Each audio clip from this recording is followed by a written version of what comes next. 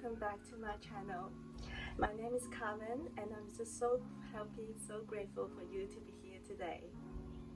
Today I'm going to talk a little bit about conscious parenting. I don't know if you guys had heard of it before, but personally I have just discovered it about 6 months ago. And I am so grateful that I have finally stumbled on it, because I believe conscious parenting is really essential for us to build strong-minded children with healthy mindsets, and it helps to equip them with the necessary strengths, abilities, and skills to also have a successful and happy life. Also, I believe conscious parenting will help to strengthen the relationship between the parents and the children, and can also help them to maintain a good bond between the parents and the children as they grow up. So what is conscious parenting? For me, I think it is the opening up of the mind and the heart to become more mindful that our reactions and our interactions with our own children will have a profound impact on them. I found that in today's society, we are often consumed by what society tells us as in what is a good life and what success means, that we often forget who we are and who our children are. I believe each individual has their own unique talents, qualities, and strengths and weaknesses, and we should not have this traditional parenting where we forget who our children are and just simply impose our own expectations on them and try to control them. So I'm by no means an expert or a doctor or psychiatrist, and from what I have read and what I've heard, I have gathered some of the takeaways that I want to share with you today. The things that I do on a day-to-day basis with my own children. But if you want to know more, I definitely highly recommend the book by Dr. Shefali's The Conscious Parent. It is really worthwhile to read it, and I recommend it to every parent. So today I will share with you the 5 areas of conscious parenting which I find I use on a daily basis. And the first one is that I remind myself every day that whatever that I say or I do will have a profound impact on my children, and it could go either way, good or bad.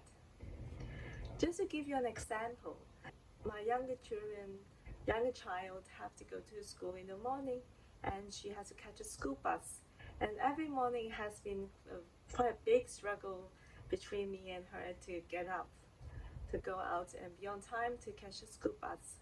So before I have this realization of conscious parenting, I would be so stressed and I would be focusing on not missing the school bus.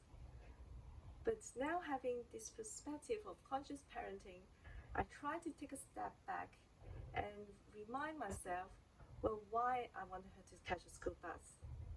What is the consequence of missing the school bus?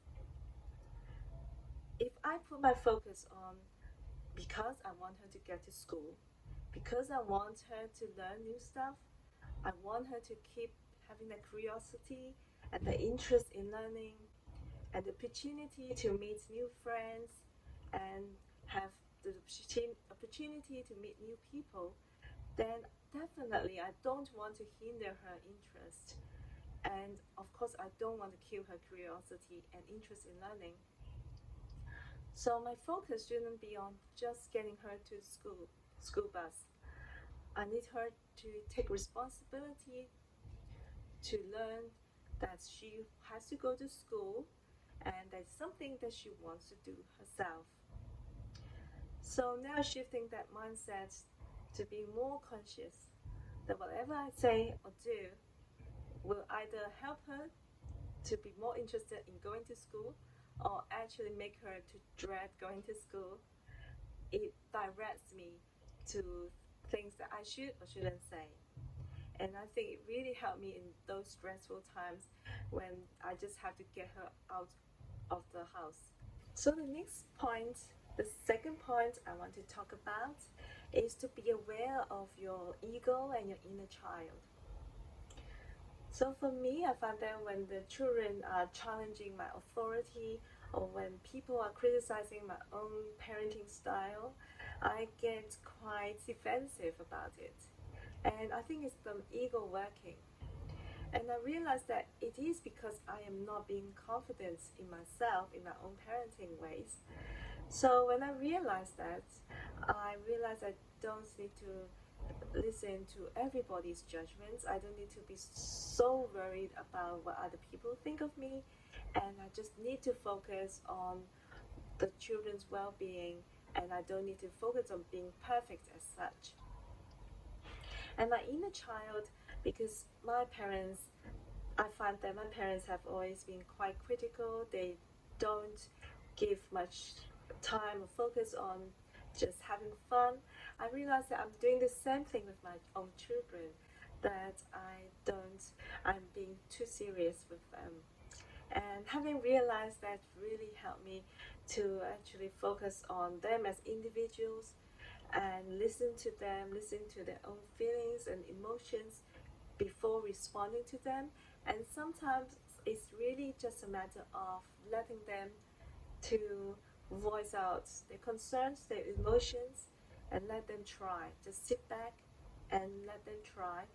Make mistakes is okay, and they can grow better that way. And I also realized that with conscious parenting, because we are not acting out from a place of like being egoistic or from that inner child wounds, we will stop the past experience or the past wounds being passed on to the next generation.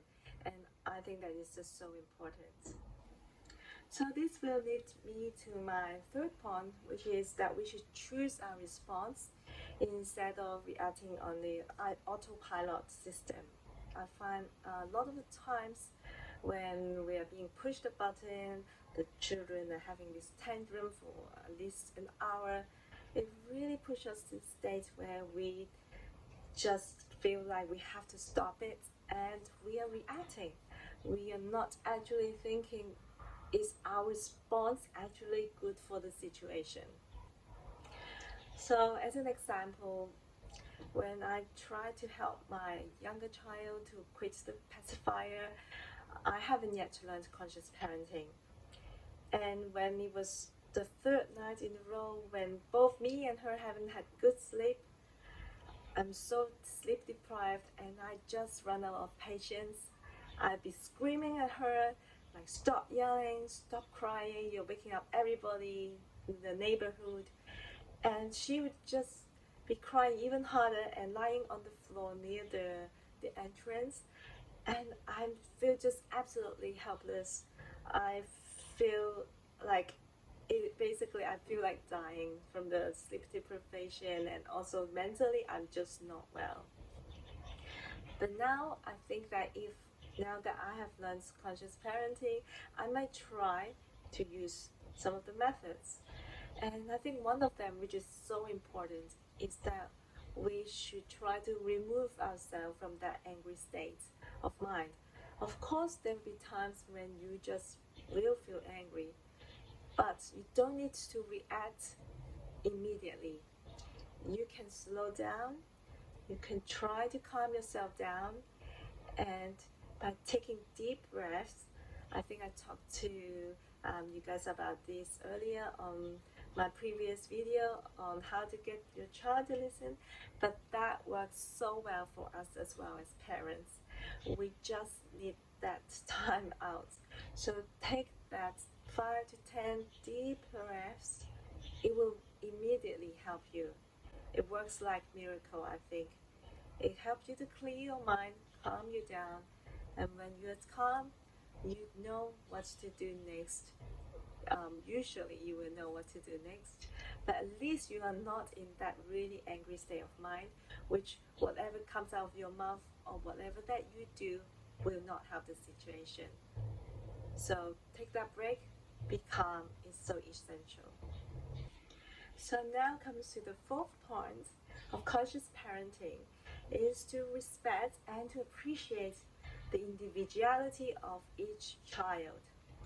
As an example, last year when my children are at home most of the times and I am also at home most of the time, I believe that if I only taught them 10 to 15 minutes piano each day, they will become so good at it.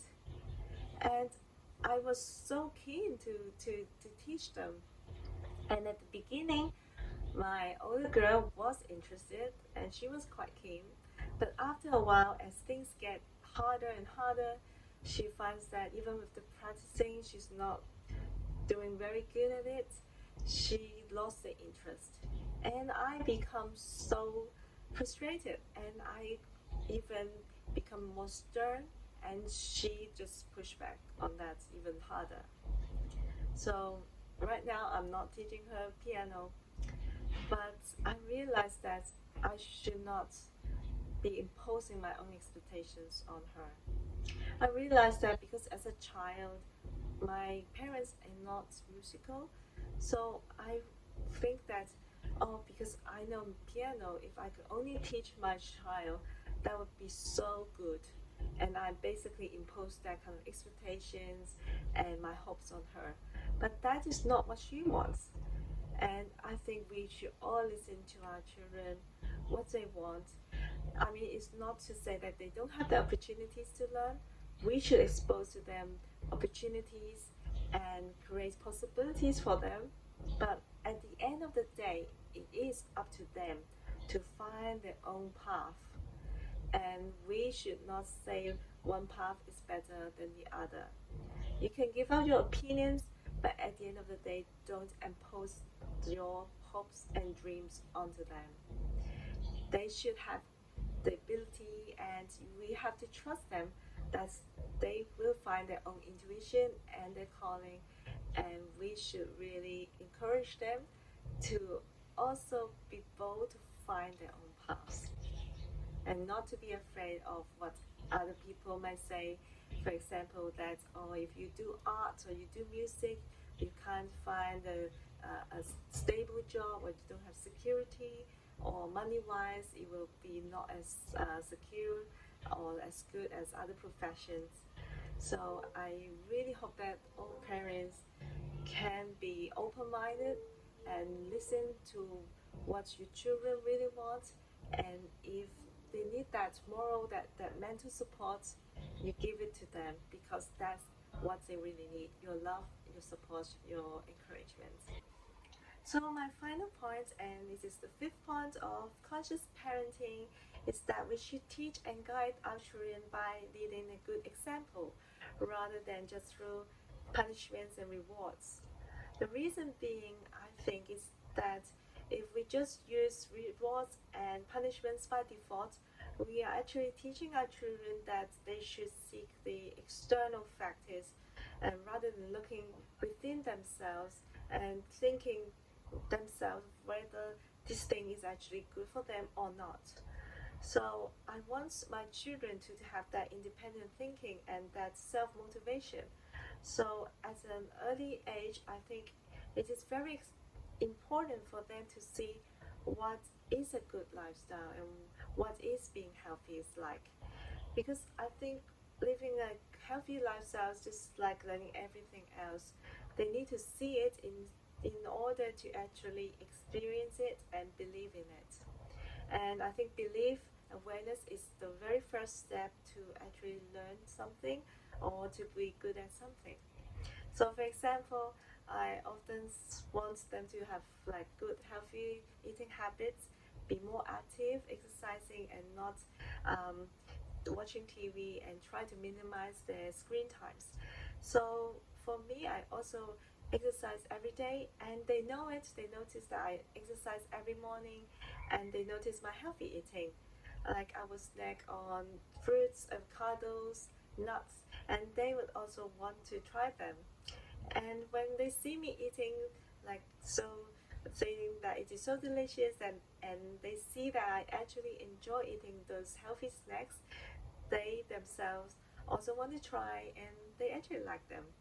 And I'm just so happy that what I do have a really positive influence influence over them. And I hope that this will carry through to their adulthood as well. And I think teaching, instilling that kind of self-motivation, self-control is so important, because when they grow up into teenagers and adults, we can no longer control them. I mean, as children, we might try to control them, but that is not going to last. So it is very, very important that we teach them that mindset rather than actually disciplining them through force or through rewards and punishments. Also, another good thing with setting a good role model is that by doing whatever that is good, you are having a better lifestyle too. You are being healthy too, and so why not? Why not do it for yourself too? So my final word on conscious parenting is that it is by no means a quick fix or solution to how we get our kids to listen to us, how we discipline them, or how we teach them. But I think it is fundamental and it is core to our relationship with our children. I think it will help to strengthen our relationship with our children and also create this bond with our children, which is just worth it is just so worthwhile to learn conscious parenting. And of course, it will help to build happier, healthier children with a more positive mindset and with a generally kinder, more generous, and more forgiving people. And I hope that with conscious parenting, we have created a new generation who are also more conscious, and with that, more love, more kindness, and a better world for our future generations. So I really hope that you like my video and you can give me a thumbs up, and please do subscribe to my channel. I hope that you all have a wonderful day, and I hope to see you in my next video. Take care.